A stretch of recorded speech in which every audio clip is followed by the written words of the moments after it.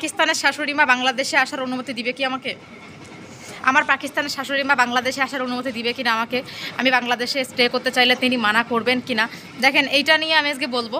যেহেতু পাকিস্তানে আমার বিয়ে হয়েছে, আর আপনারা আমার সেকেন্ড চ্যানেল যেটা ইউটিউব খানঝাট পারদেশি, ওইখানে কিন্তু আপনারা আবার অনেক ভিডিও দেখেছেন। আমি শাশুড়ি মা শ্বশুর সবাইকে নিয়ে ভিডিও করি, তো ওইটা কিন্তু আপনারা যারা যারা দেখেননি দেখবেন। খানঝাট পারদেশি নাম, এটা খানঝাট কাপড়, এটা খানঝাট পারদেশি।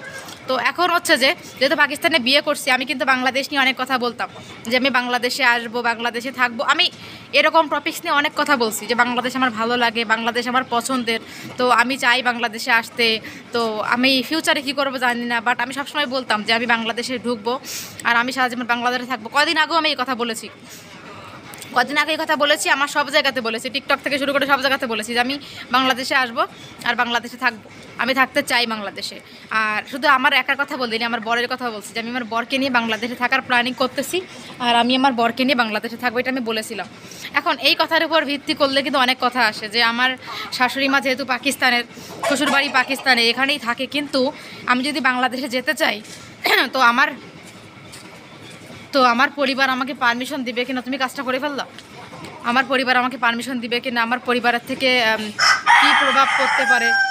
ঠান্ডা পানি দিয়ে আমার পরিবারের থেকে কি প্রভাব পড়তে পারে? পরিবার আমাকে কতটা মেনে নিবে, বা আমার এই সিদ্ধান্তে কতটা গোসল করে চলে যায় ঠান্ডায়, কী অবস্থায়, বা আমার পরিবারের ব্যাপারে মানে পরিবারের মতামতটা কি, শাশুড়ি মার মতামতটা কি? দেখেন, আমাকে আসলে তারা কখনোই এসব ব্যাপারে নিয়ে কখনোই মানে কোনো রকম গালমন্দ বা খারাপ কিছু বলেনি। তারা সবসময় আমার আর ওর ইচ্ছার প্রাধান্য দিচ্ছে, যে আমরা যাই খুশি করি, আমাদের মত নিয়ে আমরা করি, আমাদের যেখানে ভালো হবে আমরা সেটা করতে পারবো, সবসময় তারা এটা বলছে। এটা আসলে আর পাঁচটা শাশুড়ি মায়ের মতো না, শ্বশুরবাড়ির মতো না, আর পাঁচটা শ্বশুর বাড়ির মতো না তারা, বা ক্রিটিক্যাল গ্যাস হয়েছে চেক করেছিল, অনেক ক্রিটিক্যাল শ্বশুর শাশুড়ির মতো না তারা। ওকেও যেরকম ছেড়ে দিয়ে রাখছে আমাকেও।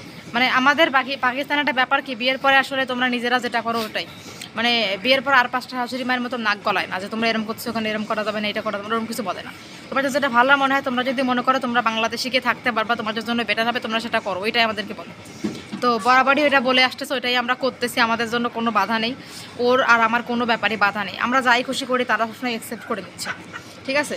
তো আমি এই প্রস্তাবটা আমার বাড়িতে বলেছিলাম, যে আমি বাংলাদেশে থাকতেছি, সেই ব্যাপারে তোমাদের কী মতামত? তো তারা বলছে যে তোমরা যদি নিজেরা থাকতে পারো, তোমার যদি ভালো মনে হয়, এখানে তোমার যদি অর্থনৈতিক প্রবলেম না হয়, তোমরা যদি কিছু করতে পারো, সেক্ষেত্রে তোমাদের জন্য ভালো। আর যেহেতু এখানে আসলে আমার যেহেতু দেশ, সেহেতু ওরও দেশ, তো এটাই বলছে তারা, যে তোমার যেহেতু দেশ সেহেতু ওরও দেশ, তো সমস্যা নেই, বাংলাদেশ তো আমাদের আত্মীয়, আমাদের নিজেরই, তো যেখানেই থাকো, বাংলাদেশ পাকিস্তান এটা তো কোনো ম্যাটার করতেছে না, বাট তোমরা ভালো থাকো, এটাই আমরা চাই, যে তোমরা যেখানেই থাকো অ্যাটলিস্ট ভালো থাকো, কারণ ভালো থাকাটা জীবনের সবথেকে বেশি ইম্পর্টেন্ট আমরা মনে করি। সো যাই খুশি করো, তোমাদের ভালোটা ভেবে তোমরা কাজটা করবে যেখানেই থাকো, কারণ তোমাদের ভালো থাকাটা আমাদের জন্য বেশি জরুরি। তো এটা তারা সবসময় আমাদেরকে অ্যাডভাইস করে আসতেছে বা বলে আসতেছে। তো তাদের এই কথাটার উপর ভিত্তি করলে এখন কি বোঝা যায়, যে তারা আমাদের ব্যাপারে কোনো রকমভাবে বাধা বিপত্তি ঘটাচ্ছে না। আমরা যাই খুশি করি না কেন, তাদের কোনো রকম এই ব্যাপারে নেই, মানে বাধা নেই। তো আমার শাশুড়ি মা এমন একজন মানুষ, যারা আমার শাশুড়ি মার ভিডিও দেখছেন আমার সাথে, তারা বুঝতে পারবেন যে উনি আসলে কতটা অমায়িক, কতটা ভালো মনের মানুষ। আমাদের সব ব্যাপারে উনি সবসময় ছাড় দিয়ে গেছেন, ভালো কথা বলে গেছেন, ভালো উপদেশ দিয়ে গেছেন, এখনও অবধি করে যাচ্ছেন। তো ইন ফিউচারেও হয়তো মেবি উনি আমাদের সাথে এরকমভাবেই থাকবেন। আপনারা দোয়া করবেন যেন উনি আমার সাথে এভাবেই থাকে আর আমাকে অনেক বেশি ভালোবাসা দেয়। আর যতটুকু ভালোবাসা পাচ্ছি আলহামদুলিল্লাহ, আরও যেন পাই ভালোবাসা, তাদের মন অর্জন করে থাকতে পারি। তো এটাই হচ্ছে আমার চাওয়া বা আমার পাওয়া। দেখা যাক কী হয় ফিউচার।